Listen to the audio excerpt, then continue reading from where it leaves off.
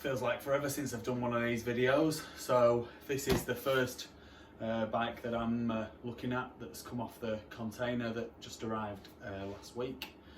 Container took forever to arrive, so that's why I've been doing the Mako restoration, just as something to do really, more than anything else. But yeah, so this bike is pre-sold. It's a 1995 Kawasaki KX500, so it's the big boy. I think the later KXs were definitely better, so this absolutely fits in that category. It was bought as a running bike, and other than needing a bit of a tidy up really, it all looks to be in pretty good shape. Obviously it's going to need to be gone through, and if you're going to ride it with any in any anger at all, you're going to want to make sure that this 500 is in tip-top shape. You don't want any brakes failing on you or anything like that. But anyway, so feels a bit alien doing these videos, but we'll crack on. So what I'm going to do now is I'm going to turn the camera around, and then we'll have a look at the bits and pieces of the bike, and you can see exactly what it's all about. As you know, I don't really do anything to them, so I don't wash them when they come off or anything like that. So you get them when as they were bought, and often they've been sat outside in America. That's just seems to be the way that they keep them really.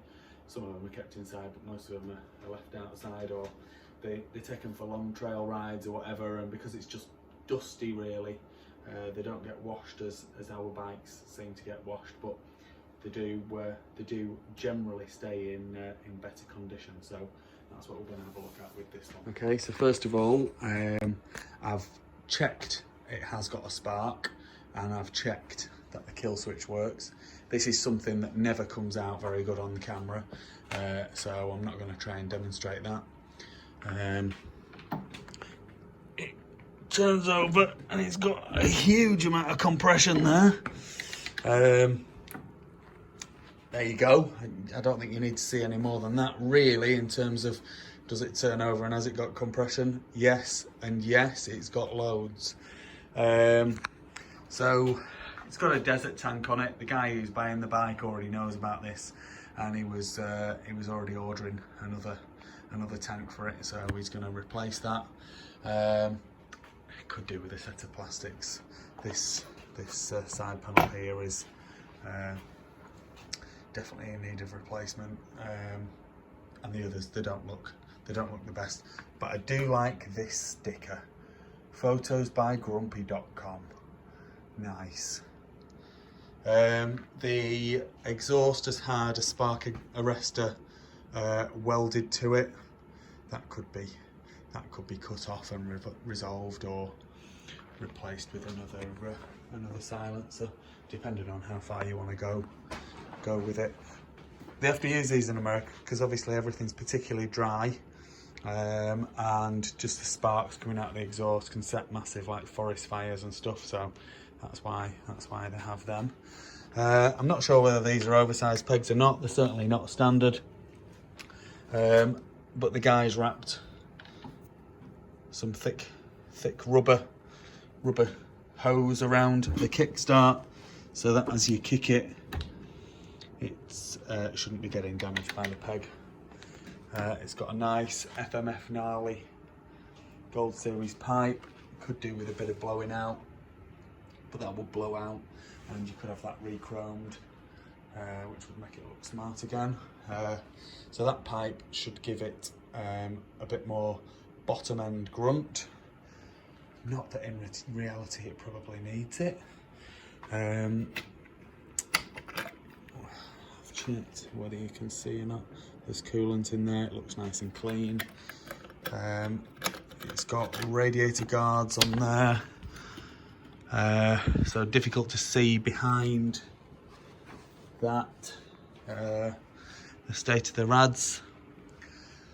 The grips, because of the sun and the heat, they sometimes go sticky like this, so not particularly nice to touch.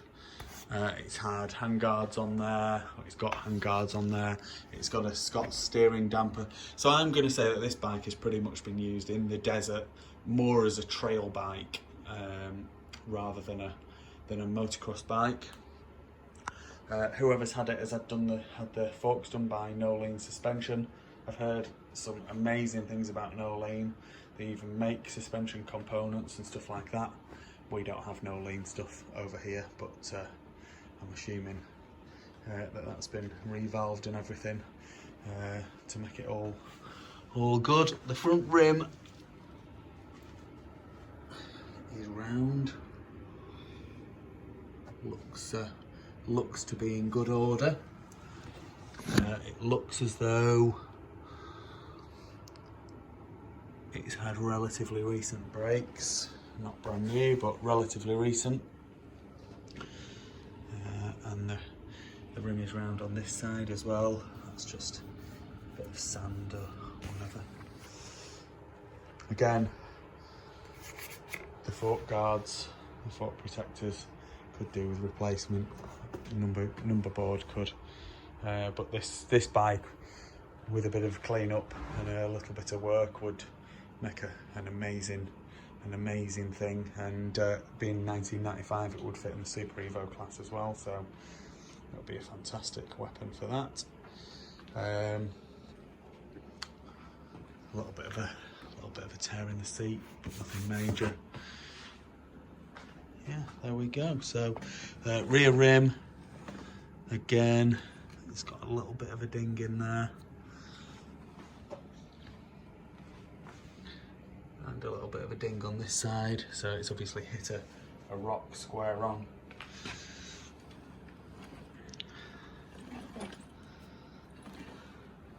There we go. So we'll do the gearbox test and then I'll put my motocross boot on and we'll stick a bit of fresh petrol from my fuel can hit directly into the carb and see if we can get a run in for you. Okay, so in neutral at the minute. That's first, second, third, fourth, and fifth. Yeah, in fifth we can turn the engine over. Fifth is the top of the box, so there's no other gears to go at. Back down to fourth, third, second, and back into neutral. There we go, all good. Right, let's see if we can get a run in.